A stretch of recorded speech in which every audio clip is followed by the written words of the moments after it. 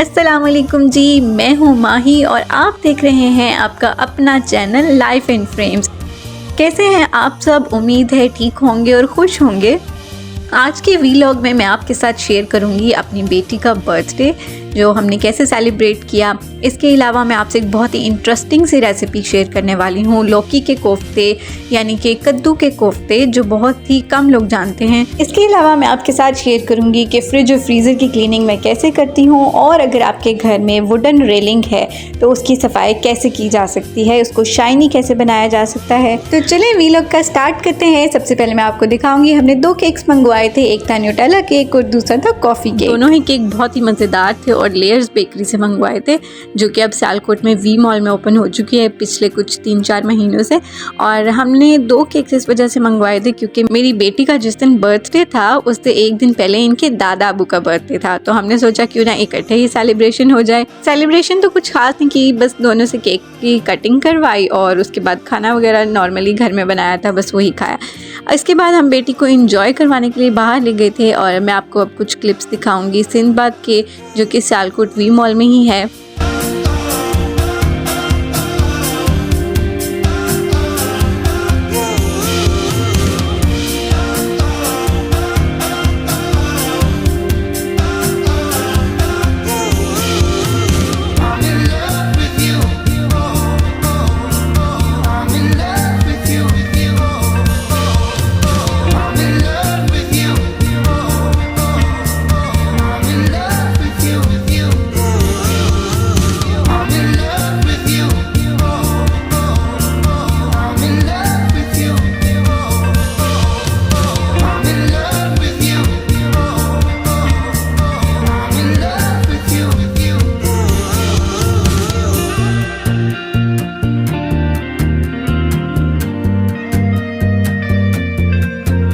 Sinbad की आपने जितनी भी राइड्स देखी है ना, उनमें सबसे अच्छी जो मुझे राइड लगी थी वो ये थी, इस पॉन्ड में जो बच्चे बोटिंग कर रहे थे। इस बोटिंग में मुझे ये बात अच्छी लगी कि बच्चों की इसमें थोड़ी बहुत फिजिकल एक्सरसाइज हो रही है, वरना तो बाकी सारी राइड्स में बच्चे बस हिल जुल ही रहे होते हैं और करना उसमें कुछ भी नहीं होता। बोटिंग के अंदर ना एक्चुअली एक ही बच्चे की सीट बनी हुई थी और इसके दोनों साइड्स पे पैडल्स थे, जिनको हाथों से घुमाना था और फिर ये व्हील्स मूव करते थे और या तो बोट आगे जाएगी या पीछे जाएगी। तो ये मुझे बहुत अच्छी चीज़ लगी थी। ऐसी ही राइड्स होनी चाहिए जिससे बच्चों की थोड़ी बहुत फिजिकल एक्सरसाइज हो, क्योंकि आजकल बच्चों का स्क्रीन टाइम इस कदर बढ़ गया है कि एक्सरसाइज तो रही ही नहीं है। तो चलें अब आपको लेकर चलते हैं किचन की तरफ, जहाँ पर मैं आपको बताऊंगी कि मैंने लौकी के कोफ्ते कैसे बनाए। अगर आपने पहले कभी लौकी के कोफ्ते नहीं बनाए तो ये रेसिपी ज़रूर ट्राई करिएगा, आपके घर में सभी को पसंद आएगी। लेकिन हाँ, एक शर्त ज़रूर है कि आपने बताना नहीं है कि आपने कोफ्ते किस चीज़ के बनाए हैं, क्योंकि जब तक आप बताएंगी नहीं, ऐसा हो ही नहीं सकता कि कोई भी गैस कर सके कि ये कोफ्ते लौकी के हैं या कद्दू के हैं। जब सब खा लें ये कोफ्ते का सालन, उसके बाद आप ज़रूर बताएं कि आपने ये रेसिपी में क्या बनाया था।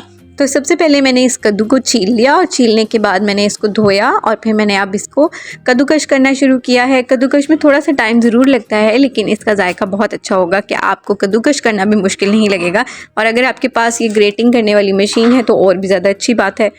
कद्दूकश करने के बाद मैंने इसको पानी में डाल लिया था बॉईल करने के लिए, लेकिन कुछ लोग इसको बॉईल किए बगैर भी डायरेक्टली इसका पानी निचोड़ लेते हैं और फिर कोफ्तों की तैयारी करते हैं। लेकिन मैं इनको बॉईल करूँगी, इससे बिल्कुल भी किसी को अंदाज़ा नहीं हो सकेगा कि ये कद्दू के कोफ्ते हैं। चूल्हे की आंच आपने मीडियम हाई रखनी है और साथ साथ चम्मच हिलाते रहें ताकि ये उबल कर बाहर ना गिरे। उबालते हुए इसमें हमने कोई नमक वगैरह कुछ भी नहीं डालना है। जैसे ये उबल जाएं उसके बाद इनका पानी नितार लें और इनको ठंडे पानी से गुजारने के बाद अब हम इनका पानी निचोड़ लेंगे।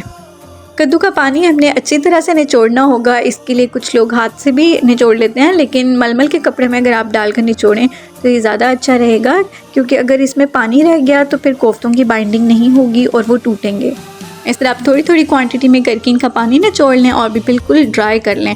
अब हम इनमें स्पाइसेस ऐड करेंगे। सबसे पहले मैं इसमें शामिल करूँगी बेसन, जो कि मैंने रोस्ट कर लिया था, बिल्कुल ड्राई रोस्ट।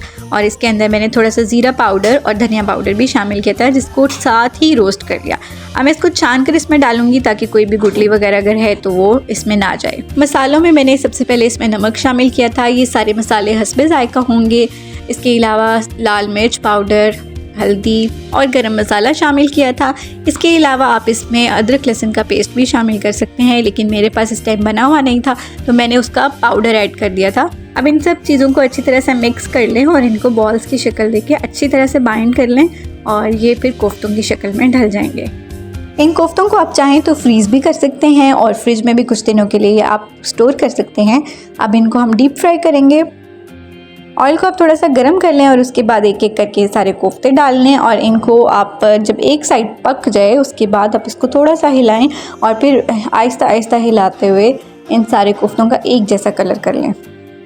साथ ही मैंने कोफ्तों की ग्रेवी भी पकने के लिए रख दी थी। यहाँ पर मैंने प्याज का पेस्ट शामिल किया है और इसको थोड़ा सा भूनने के बाद मैं अदरक लहसुन का पेस्ट शामिल करूँगी और सिंपल से बेसिक स्पाइसेस ऐड करूँगी, नमक, मिर्च और हल्दी।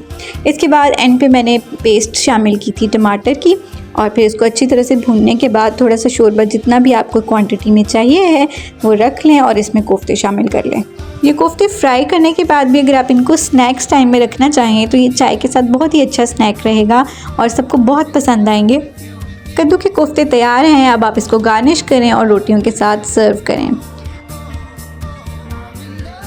अब मैं आपके साथ शेयर करूंगी कि मैंने फ्रिज और फ्रीज़र की क्लीनिंग किस तरह से की थी और इसी क्लीनिंग की मैंने अलहदा से एक वीडियो भी बनाई थी।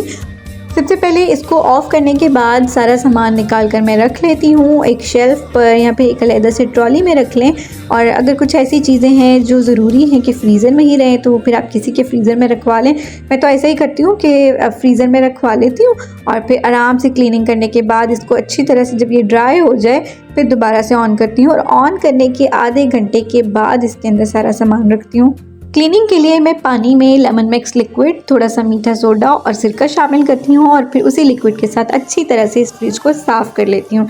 इससे ये होता है कि फ्रिज की जितनी भी स्मेल है वो सारी दूर हो जाती है और एक अच्छा सा रिफ़्रेशिंग आपको अरोमा मिलता है। इसी सोल्यूशन को आप स्प्रे बॉटल में डालकर भी क्लीनिंग कर सकते हैं। क्लीनिंग के बाद अगर आप न्यूज़पेपर पे थोड़ा सा मीठा सोडा डाल के फ्रिज के किसी कॉर्नर में उस पेपर को रख दें तो किसी भी वेजिटेबल और फ्रूट की स्मेल नहीं आएगी। अब मैं आपको बताऊंगी कि अगर आपके घर में ये वुडन रेलिंग है तो आप इसको किस तरह से साफ़ रख सकते हैं, किस तरह से पॉलिश रख सकते हैं कि इसकी चमक बरकरार रहे। डस्ट को अच्छी तरह से झाड़ने के बाद जब आपने इसकी क्लीनिंग कर ली हो तो थोड़ा सा कोकोनट ऑयल लें और उसके अंदर सिरका शामिल कर लें और फिर उसकी स्प्रे से पहले आप इसके ऊपर स्प्रे कर लें और फिर इस कपड़े के साथ क्लीन कर लें तो इसकी चमक दुबाला हो जाएगी। सिर्फ ये वुडन रेलिंग ही नहीं बल्कि आप कोई भी वुडन फर्नीचर इस तरह से क्लीन कर सकते हैं, बल्कि इसकी पॉलिश को फिर से फ्रेश कर सकते हैं। आज का व्लॉग बस यहीं तक था। आपको आज की टिप्स कैसी लगी, ये व्लॉग कैसा लगा, मुझे आपने कमेंट्स में ज़रूर बताना है। मज़ीद अच्छी वीडियोस के लिए मेरा चैनल अगर आप न्यू हैं तो सब्सक्राइब कर लें और अगर आप पहले से मेरे चैनल पर हैं तो प्लीज़ लाइक ज़रूर करिएगा। एक और इन्फॉर्मेटिव वीडियो के साथ दोबारा हाजिर होंगी, तब तक के लिए इजाज़त दीजिए। टेक केयर, अल्लाह हाफ़िज़।